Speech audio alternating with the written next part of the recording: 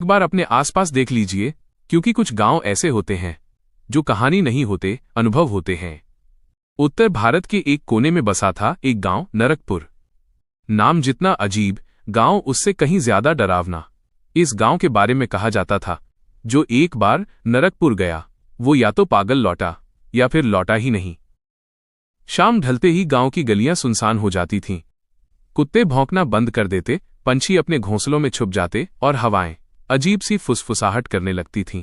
लेकिन इन सब बातों पर विश्वास नहीं करता था आरव एक यूट्यूबर था। डरावनी जगहों पर जाकर वीडियो बनाना उसका काम था। उसके चैनल का नाम था अंधेरे का सच।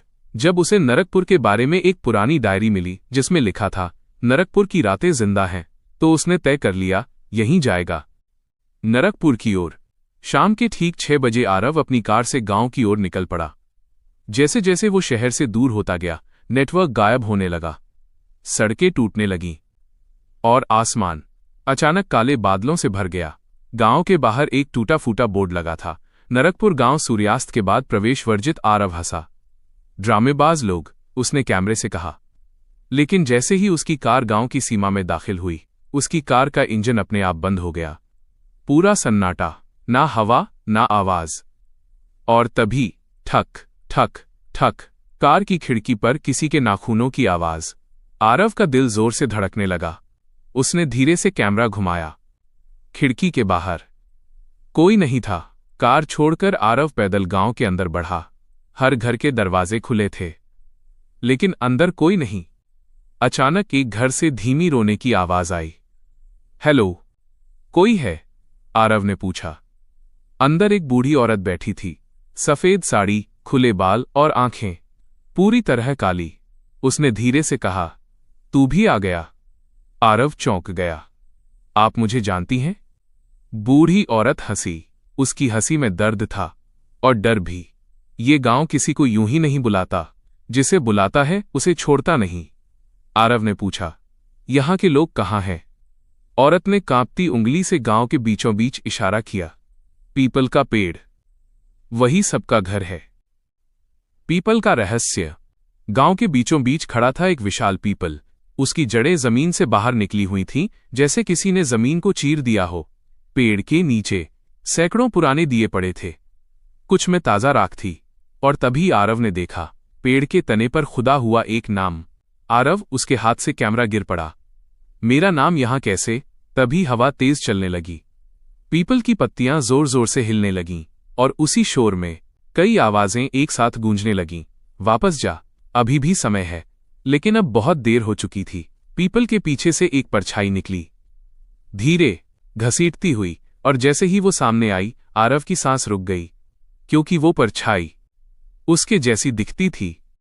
आरव की आंखों के सामने जो खड़ा था, वो कोई भूत जैसा नहीं दिखता था।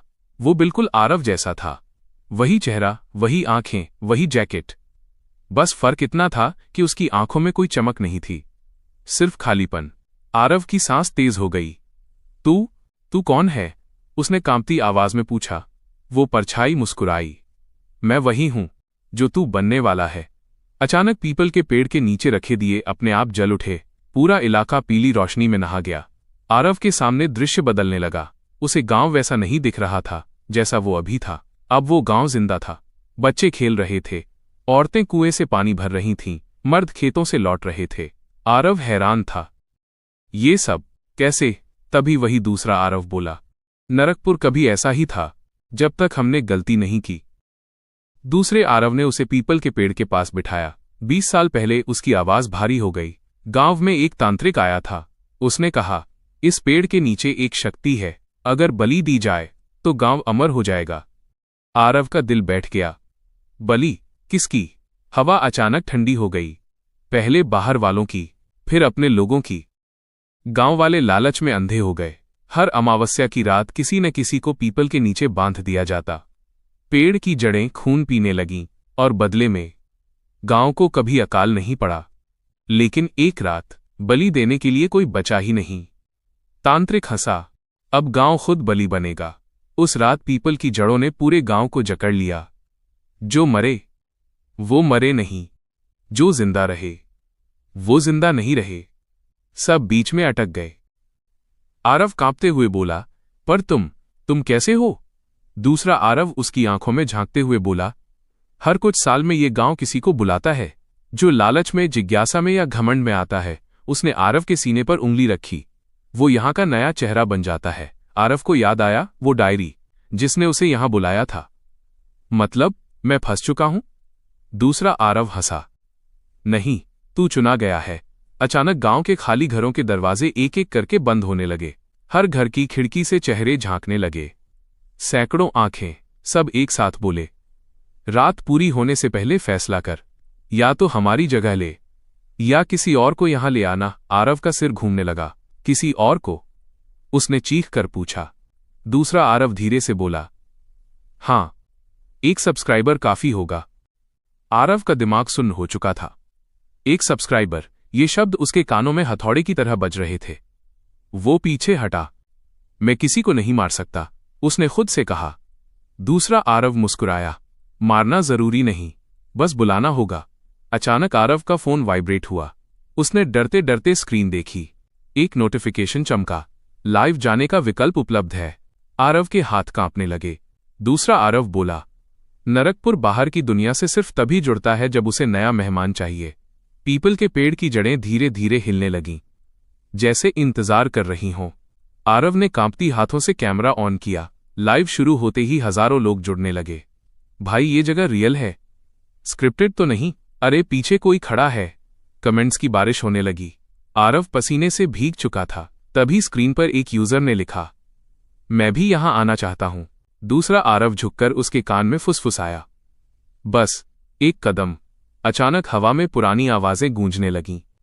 पूरे गांव ने जैसे एक साथ बोलना शुरू किया, नियम सुन ले मेहमान, सूर्योदय से पहले एक आत्मा यहां रहेगी।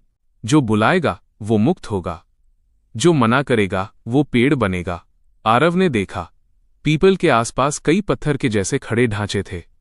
ध्यान से देखने पर वो इंसान थे, जिनकी चीखें अब पत्तियों की सरसराहट बन चुकी थीं। लाइव में एक कॉल रिक्वेस्ट आई। नाम था रोहन। आरव ने फोन काट दिया। नहीं, उसकी आवाज टूट गई। तभी पीपल की जड़ें उसके पैरों में लिपट गईं। दूसरा आरव बोला, हर किसी को पहली बार में चुनना मुश्किल लगता है। आसमान का रंग बदलने लगा। काली रात अब गहरी नीली हो रही थी। सूरज उगने वाला था। गांव चिल्लाया, फैसला कर। आरव की आंखों के सामने दो रास्ते थे। रोहन को बुलाए, खुद पत्थर बने। उसने फोन उठाया, कांपती उंगलियों से कॉल स्वीकार की। स्क्रीन पर एक मासूम चेहरा था। भैया, ये जगह सच में भूतिया है क्या? आरव की आंखों से आंसू बह निकले। आरव की उंगलियां फोन पकड़ते पकड़ते सुन्न हो चुकी थीं। स्क्रीन पर रोहन अब भी था। भैया, आप रो क्यों रहे हो? आरव ने कैमरा अपनी तरफ किया। पीछे अंधेरा था। रोहन, आरव की आवाज टूट रही थी, क्या तू अपने माता पिता से बहुत प्यार करता है? रोहन हंस पड़ा। हां भैया, बहुत। पीपल की जड़ें आरव की टांगों को कसने लगीं। दूसरा आरव धीरे से बोला, जल्दी कर, सूरज इंतजार नहीं करता। आरव ने झूठ बोला, रोहन, ये जगह फेक है, मैं यहां शूट कर रहा हूं। अगर तू सच में डरावनी जगह देखना चाहता है तो यहां आ जा। रोहन की आंखों में उत्साह चमक उठा। सच में? मैं अभी निकल सकता हूं। आरव ने लोकेशन भेज दी। जैसे ही मैसेज सेंड हुआ, पीपल की जड़ें अपने आप ढीली पड़ गईं। गांव ने सुकून की सांस ली। दूसरा आरव पीछे हटा। उसका चेहरा धीरे धीरे पिघलने लगा। अब वो किसी और जैसा दिखने लगा। अब तू मुक्त है, उसने कहा, और मैं अगला बन गया। आरव चिल्लाया, मतलब ये कि अब इस गांव में तेरा चेहरा नहीं रहेगा। हवा तेज चली, और जब सब शांत हुआ, आरव खुद को गांव के बाहर सड़क पर खड़ा पाया। सूरज उग चुका था। नरकपुर बोर्ड अब जला हुआ था। आरव भागा। कार स्टार्ट हुई। मोबाइल में हजारों नोटिफिकेशन थे। लाइव वायरल हो चुकी थी। सब कह रहे थे, सब स्क्रिप्टेड था। भाई लेवल का कंटेंट। आरव कांप रहा था। तभी एक मैसेज आया, रोहन भैया, मैं पहुंच गया हूं, आप कहां हो? आरव का खून जम गया। उसने लोकेशन देखी, नरकपुर। आरव वापस लौटा।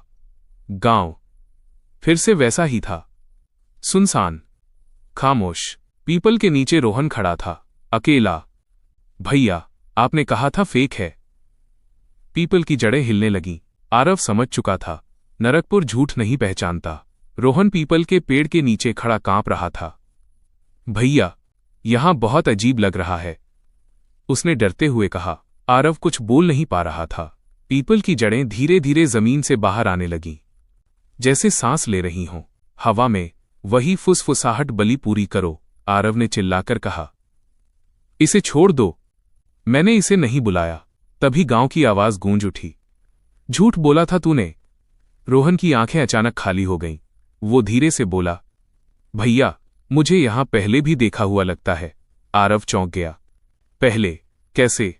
रोहन ने पीपल को छुआ और अचानक आरव के दिमाग में दृश्य फूट पड़े। 20 साल पहले का गांव। एक छोटा लड़का पीपल के नीचे खड़ा था, रो रहा था, और उसके सामने आरव, लेकिन उम्र में बड़ा नहीं, बल्कि बच्चा आरव। आरव चीख पड़ा। ये नामुमकिन है, गांव बोला। तू पहले भी आया था। सच्चाई धीरे धीरे खुल रही थी। 20 साल पहले आरव के माता पिता इसी गांव में आए थे। उस रात बलि के लिए रोहन जैसा ही एक लड़का चुना गया था, और उसे यहां लाने वाला आरव था। आरव गिर पड़ा। तो ये सब मेरे कारण? पीपल की जड़ें उसकी गर्दन तक पहुंच गईं। पाप मिटता नहीं, गांव बोला, वो लौटता है। रोहन की आवाज बदल गई। अब उसमें सैकड़ों आवाजें थीं। मैं वही हूं जिसे तूने छोड़ा था। आरव ने आंखें बंद कीं। अगर किसी को रहना है तो मैं रहूंगा। उसने पीपल को पकड़ लिया। जड़ें उसके शरीर में घुसने लगीं। दर्दनाक चीख गूंज उठी। रोहन गिर पड़ा। आरव की चीख धीरे धीरे हवा में घुल गई। उसका शरीर पीपल की जड़ों में आधा समा चुका था। दर्द अब भी था, लेकिन डर खत्म हो गया था, क्योंकि अब उसे सब समझ आ चुका था। गांव की आवाज गूंजी, जो खुद को देता है वो रक्षक बनता है।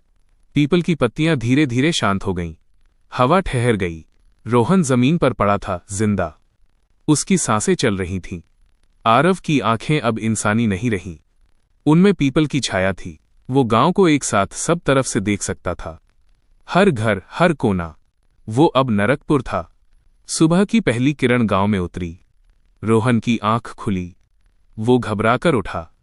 गांव अब सामान्य लग रहा था। कोई फुसफुसाहट नहीं, कोई डर नहीं, सिर्फ एक आवाज हवा में तैरती हुई, भाग जा। रोहन बिना पीछे देखे गांव से बाहर भाग गया। जैसे ही उसने सीमा पार की, नरकपुर फिर से सुनसान हो गया। गांव के बाहर एक जली हुई डायरी पड़ी थी। रोहन ने उसे उठाया। अंदर लिखा था, अगर तुम ये पढ़ रहे हो तो मैं मुक्त नहीं हुआ, मैंने बस जगह बदली है। डायरी के आखिरी पन्ने पर एक नाम था, आरव। शाम ढली। पीपल के नीचे दिए अपने आप जल उठे और हवा में एक नई फुसफुसाहट गूंजी। कहानी कभी खत्म नहीं होती। रोहन घर लौट आया था। डॉक्टरों ने कहा शॉक में है, समय लगेगा, लेकिन रोहन जानता था वो घर नहीं लौटा था। नरकपुर उसके साथ चला आया था। रात के ठीक 2:17 बजे रोहन की नींद टूट गई। कमरे में पीपल के पत्तों की आवाज थी, जबकि उसके घर के पास कोई पेड़ नहीं था। उसने धीरे से लाइट जलाई।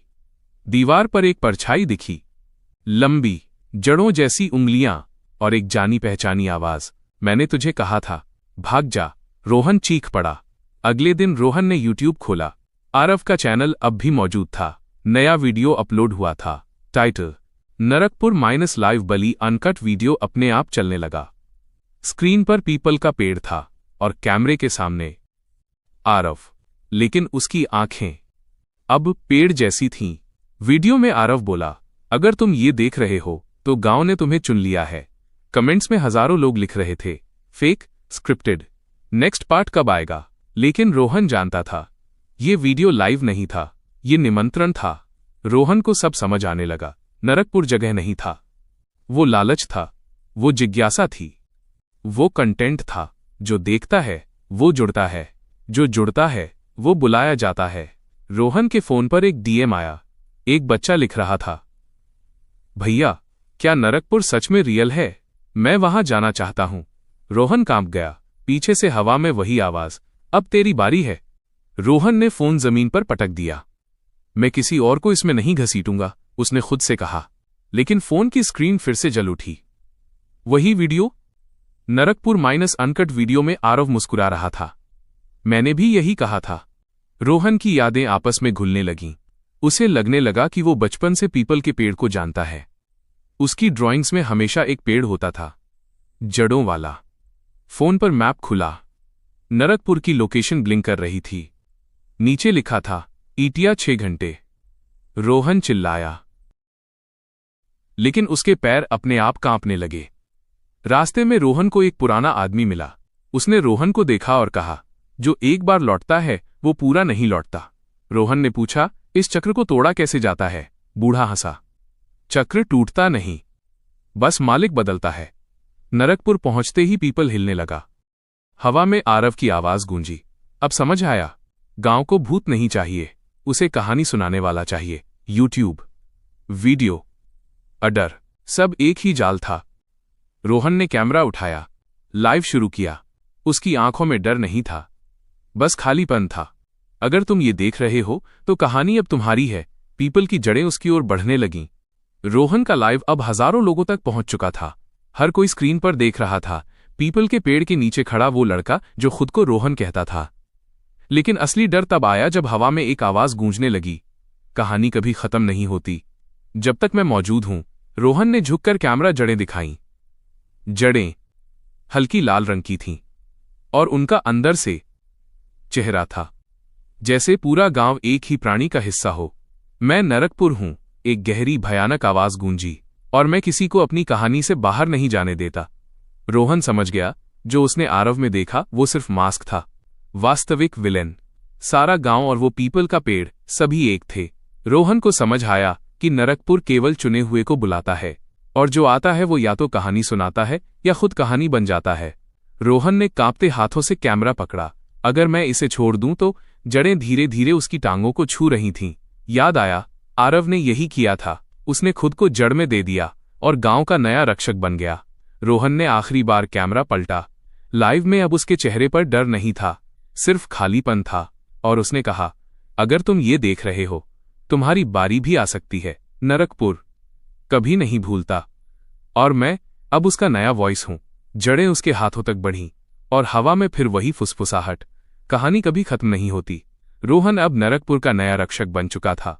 लाइव स्क्रीन पर उसकी आंखें अब इंसानी नहीं थीं, उनमें जड़ों की लहरें साफ दिखाई दे रही थीं। पीपल के पेड़ से हवा में गूंजी वही पुरानी आवाज, नया चेहरा, कहानी जारी रहेगी। सच यही था, नरकपुर कोई गांव नहीं, वो एक जीवित श्राप था। पीपल का पेड़ सभी आत्माओं का घर और मालिक था। जो भी यहां आता है वो या तो जड़ में समा जाता है या कहानी सुनाने वाला बन जाता है। आरव की आत्मा अब पहले से भी अधिक गहरी छाया में थी। रोहन की आत्मा भी धीरे धीरे उसके पास विलीन होने लगी। यूट्यूब पर लाइव देख रहे लोग सोच रहे थे, ये वीडियो स्क्रिप्टेड है, भूत कुछ भी नहीं है। लेकिन असली डर तब आया जब वीडियो अपने आप अपडेट हुआ। स्क्रीन पर लिखा था, अगर तुम इसे देख रहे हो तो तुम्हें भी बुलाया जा चुका है। कहानी अभी खत्म नहीं हुई, और कैमरे ने दिखाया अगला नाम, अगली लोकेशन और अगली आत्मा सिर्फ इंतजार कर रही थी। जैसे ही सूरज उगा, रोहन का लाइव बंद हो गया।